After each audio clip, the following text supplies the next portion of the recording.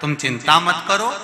चंद्रदेव को बुलाया, उनसे निवेदन करा, ये आप क्या कर रहे हो?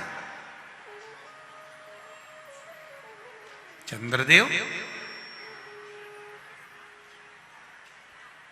आप एक पर अपना स्नेह रखते हो, बाकी के सब पर स्नेह नहीं होता। चंद्रदेव ने कहा आगे से गलती नहीं होगी। सारी रानियों पर बराबर का स्नेह करा। थोड़े दिन बाद चंद्रदेव वापिस वैसे की वैसे ही हो गए। रोहिणी पर उनका स्नेह प्रबल हो गया। फिर वापिस उन्होंने सब पर स्नेह करना बंद कर दिया। शिव कथा कह रहे, शिव महापुराण की कथा कर रहे।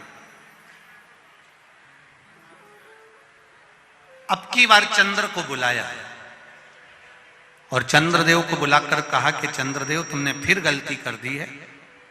मैं श्राप देता हूं तुमको चंद्रदेव, तुम्हारी काया का तुमको जो अभिमान है, ये काया छिन्न हो जाए। चंद्रदेव की काया छिन्न हो रही, टपक रही।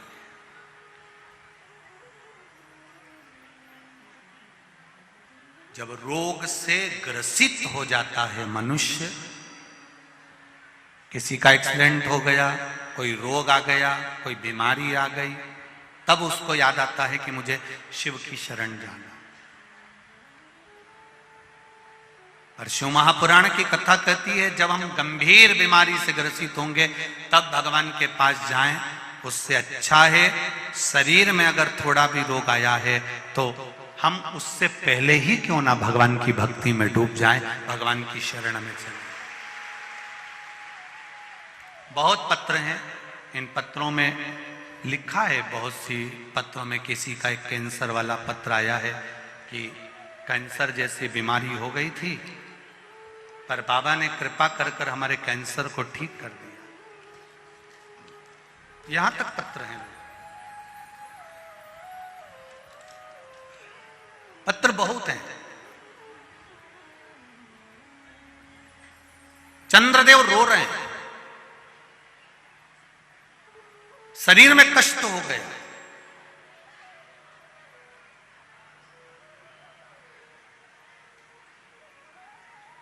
एक बात चंद्रदेव के जीवन में चंद्रदेव को समझ में नहीं आई। मेरा शंभू कहता नहीं है कुछ भी, पर बता देते हैं। पर नारी, पर धन,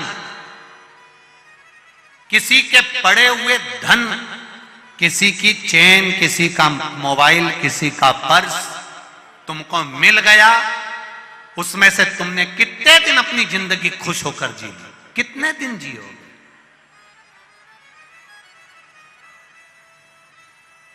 फिर वापिस वही रोना जिंदगी का, और उससे अधिक रोना जीवन का है, और ज्यादा रोना है।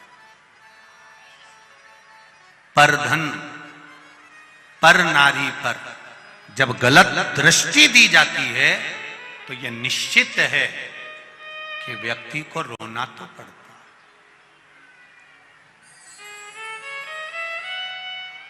भगवान ने शरीर दिया है, काया दी है, इसका इतना अहंकार मत करना कि अंत समय तुम्हारा रोग से ग्रसित होकर निकले। इतना अहंकार में मत डूबना कि जिंदगी में रोना पड़े। हर पल हर घड़ी उसको धन्यवाद देते रहना कि तेरी कृपा से मिला है। शरीर भी दिया तो तूने दिया, घर भी दिया तो तूने दिया, बच्चे भी दिए तो तूने दिया, खाने के लिए दांत भी तूने दिया तो उधर भी तूने दिया, और भोजन भी तू ही दे रहा है। मैं जानती हूं मैं इस लायक नहीं हूं, मेरे जीवन में मैंने पूर्व में क्या करा होगा मुझे मालूम नहीं, पर आज जो निभा रहा है वो तू ही निभा रहा है। मेरा महाकाल, मेरा महादेव निभा रहा है, कोई दूसरा नहीं। काया खराब हो गई चंद्रदेव की। इतना अभिमान था चंद्रदेव को, मेरा तेज, मेरा तेज, मेरा तेज। यहां तक चंद्रदेव ने कह दिया था कि सूरज, सूर्य तू चमकता है तो मेरे तेज से चमकता है। चंद्रदेव ने एक दिन भगवान विष्णु से भी कह दिया था, तुम्हारे शरीर पर जो तेज है और वैकुंठ में तेज है वो मेरी ओर से। चंद्रदेव ने एक बार गुरु बृहस्पति जी से कह दिया था, संपूर्ण ब्रह्मांड में जितने ग्रह चमक रहे हैं ये चंद्र से चमक रहे हैं। चंद्र के सिवा किसी की सामर्थ्यता नहीं कि कोई चमक जाए। चंद्र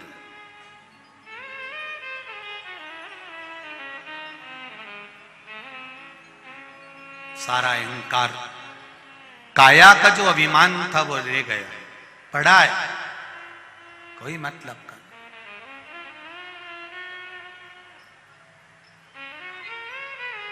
पड़ा है ब्रह्मा जी के पास में सूचना पहुंची तो ब्रह्मदेव ने नारद जी से कहा, नारद चंद्रदेव से कहो कि शिवलिंग का निर्माण करे और उसकी पूजन करे। समय पूछा गया, शिवजी के पूजन का समय क्या रखा जाए। ब्रह्मा जी ने कह दिया, चंद्रदेव से कह दो संसार में जन्म लेने वाले मनुष्य का मौत का समय बता दे कि मरेगा कब। जब इंसान को मृत्यु का समय नहीं मालूम कि कब मरेगा तो पूजन का समय क्या पूछना। हर पल दिन रात भगवान की भक्ति ऐसे करो कि मैं अगले पल जीवित रहूंगा कि नहीं रहूंगा। जब मौत का ठिकाना नहीं तो मरने का क्या ठिकाना, भजन का क्या ठिकाना। कोई कहता भगवान का भजन दिन में करो रात में मत करो, कोई कहे शाम को करो सुबह मत करो, कोई कहे अभी करो बाद में मत करो। सबकी सुनो। पर शिव महापुराण कथा कह रही है कि कब मरोगे तुमको मालूम है क्या। जब तुम्हें मरने का नहीं मालूम है, मालूम पड़े रोटी खाता खाता लुढ़क गया तो उससे पहले ही शंकर का भजन कर लो, उससे पहले ही एक लोटा जल चढ़ा लो, उससे पहले ही शिव की भक्ति कर लो, भगवान का भजन कर लो, राम कर लो, कृष्ण कर लो, शिव कर लो। मृत्यु का ठिकाना नहीं है कि कब मरोगे। तो भजन का भी कोई समय नहीं है, तुम्हारी मर्जी पड़े तब करो, पर शिव का भजन।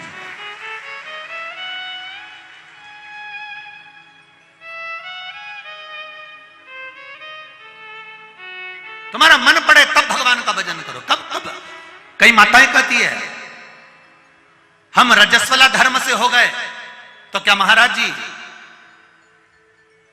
भगवान का नाम नहीं लेना चाहिए।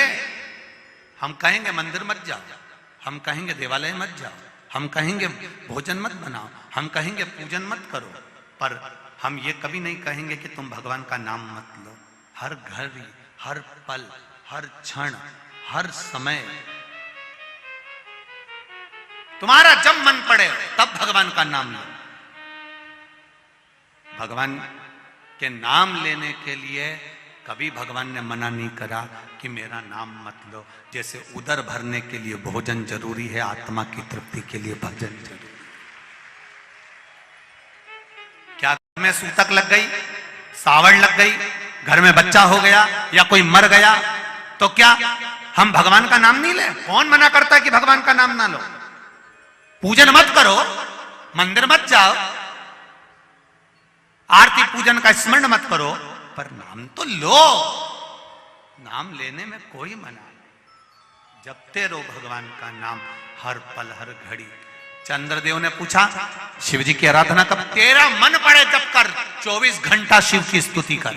चंद्रदेव ने शिवलिंग बनाया, पूजन करी, रोज पूजन करते, रोज अर्चना करते, रोज विनती करते। शिव जी प्रकट हो गए। एक कुंड, चंद्र कुंड प्रकट हो गया। उस कुंड से शंकर भगवान प्रकट हो गए। प्रकट होकर कहा ले इस कुंड में स्नान कर, तेरा चर्म रोग समाप्त हो जाएगा। चंद्र कुंड में चंद्र ने स्नान करा, रोग समाप्त हो गया। रोग गया, रोग समाप्त हुआ, चंद्रदेव ठीक हुए, भगवान सोमेश्वर महादेव के रूप में विराजमान हो गए। बोल सोमनाथ भगवान की। 12 ज्योतिर्लिंग में प्रथम ज्योतिर्लिंग सोमनाथ, जहां पर चंद्र कुंड है। जिस सोमनाथ जी के पास में भगवान शंकर के उस धाम के पास में भगवान कृष्ण भी आकर अपने प्राणों को त्यागना चाहते हैं, क्योंकि वहां से मैं मुक्त हो जाऊंगा, संसार के सारे बंधन छूट जाएंगे। ऐसे सोमेश्वर महादेव का स्मरण किया गया। भगवान अर्धनारीश्वर भगवान